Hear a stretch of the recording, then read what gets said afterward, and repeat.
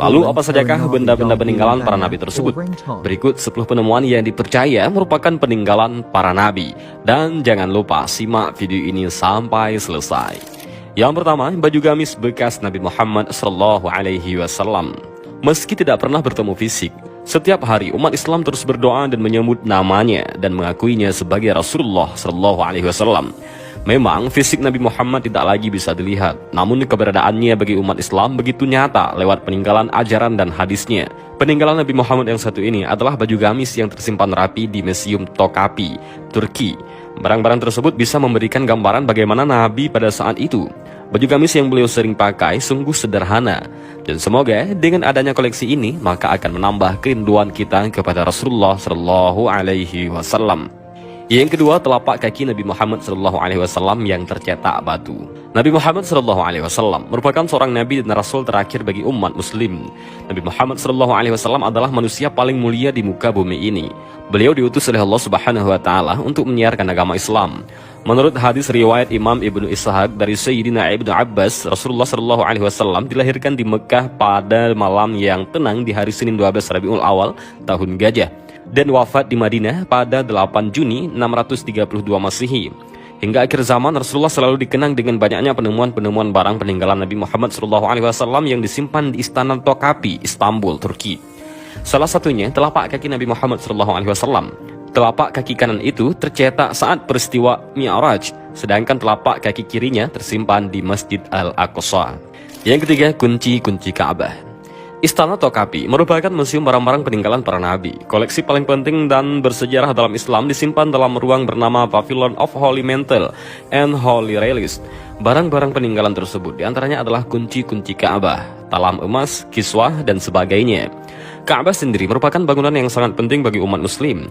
Suku-suku Ashibah atau Bani Shibah diberi kunci-kunci untuk situs suci oleh Nabi Muhammad SAW, dan tugas ini masih dijalankan oleh generasi Shibah hingga sekarang. Kunci Ka'bah ini memiliki wadah berupa kantong berwarna hijau dan dibordir benang berwarna emas. Kuncinya terbuat dari bahan besi sepanjang 35 cm.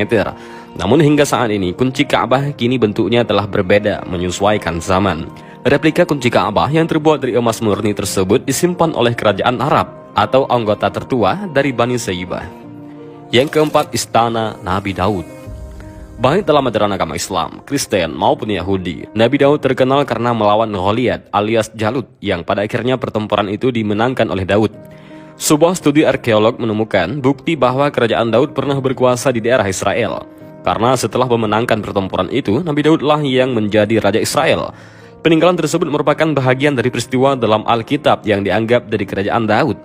Beberapa petunjuk ditemukan di sekitar runtuhan bangunan tersebut, misalnya tulang binatang dan sisa keramik yang bisa digunakan untuk penangkalan karbon. Namun sampai saat ini, keberadaan kerajaan yang disebut kerajaan Daud itu masih menjadi perdebatan. Yang kelima, tongkat Nabi Musa alaihissalam. Dalam kisah Nabi Musa alaihissalam, kita mengetahui bahwa Allah Subhanahu wa Ta'ala memberikan mukjizat kepada beliau sebilah tongkat kayu. Melalui tongkat inilah Nabi Musa mengalahkan Firaun hingga membelah Laut Merah menjadi jalanan, sehingga bisa dilewati oleh umat Bani Israel.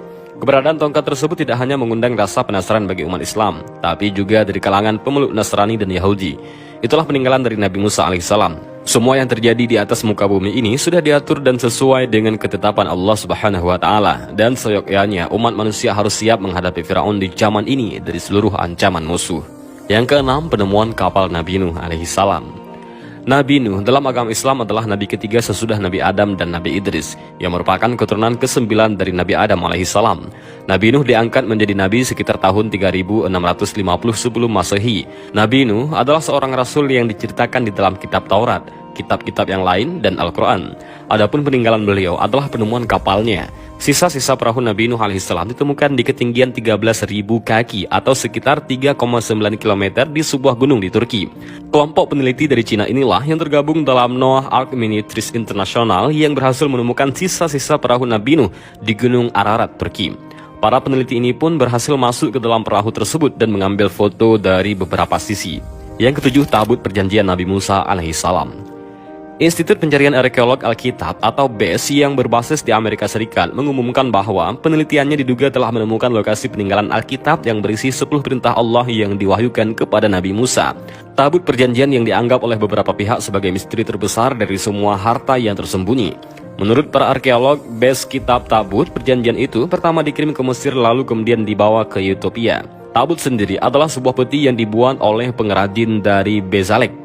Bentuknya terbuat dari kayu akasia dan dilapisi oleh emas.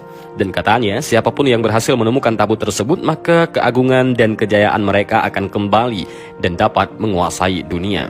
Yang ke-8, penemuan bahagian kereta Raja Fir'aun di Laut Merah. Kisah mengenai mukjizat Nabi Musa alaihissalam yang membelah Laut Merah dengan tongkatnya untuk menghindari kejaran Fir'aun dan bala tentaranya sudah tak asing lagi di telinga kita. Seorang arkeolog bernama Ron White pada tahun 1998 menyatakan bahwa dirinya telah menemukan beberapa bangkai roda kereta tempur kuno di dasar Laut Merah. Menurutnya, mungkin ini merupakan bangkai kereta tempur Firaun yang tenggelam di Lautan Merah ketika mengejar Nabi Musa alaihissalam bersama para pengikutnya. Selain menemukan bangkai roda kereta tempur, White juga menemukan beberapa tulang manusia dan tulang kuda di tempat yang sama. Penemuan ini memperkuat bukti adanya dugaan bahwa sisa-sisa tulang tersebut merupakan bahagian dari kerangka para tentara Fir'aun yang tenggelam di Laut Merah, dan tulang tersebut dilansir berusia sekitar 3.500 tahun silam. Kereta Fir'aun yang terlihat di dasar Laut Merah dengan posisi kereta berdiri dan tertutupi karang. Apabila karangnya dibongkar dan dilihat dari jarak dekat, maka akan terlihat jelas poros roda dari kereta kudanya. Benar-benar penemuan yang sangat bersejarah. Yang ke-9 adalah pedang Nabi Muhammad SAW. Kalau benda yang berupa pedang ini merupakan senjata yang sering digunakan oleh Nabi Muhammad SAW ketika melawan musuhnya di beberapa tempat.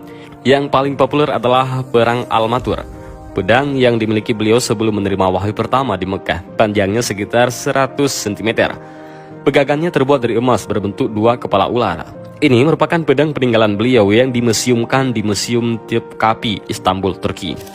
Yang ke-10, Candi Borobudur peninggalan Nabi Sulaiman alaihissalam. Tapi benarkah ini? Ketika Anda mendengar kalimat barusan, Anda mungkin sedikit bingung. Apakah benar Nabi Sulaiman diturunkan di Indonesia? Penasaran kan? Jika kita melihat sejarah Candi Borobudur, dilansir merupakan peninggalan Nabi Sulaiman alaihissalam. Kiai Haji Fani Bahsyah, seorang matematikawan Islam, telah menemukan fakta sejarahnya. Kiai Haji Fahmi menyebutkan nama Nabi Sulaiman sendiri telah menunjukkan nama seperti seorang Jawa yang diawali oleh Su. Dari 25 nabi, hanya Nabi Sulaiman yang berawalan Su. Selain itu, negeri Sabak seperti yang disebut dalam Al-Quran ada di Indonesia, yakni Wonoboso. Bangunan yang tidak terselesaikan oleh para jin karena mengetahui Sulaiman wafat. Di Borobudur terdapat bangunan yang belum tuntas, tempat berkumpulnya Ratu Sabak dan masih banyak lagi. Tak banyak orang yang mempercayainya, tapi itu kembali kepada Anda masing-masing. Allahu a'lam bishawab, hanya ini yang dapat kami sampaikan. Mudah-mudahan video ini bermanfaat. Allahu a'lam bishawab. Assalamualaikum warahmatullahi wabarakatuh.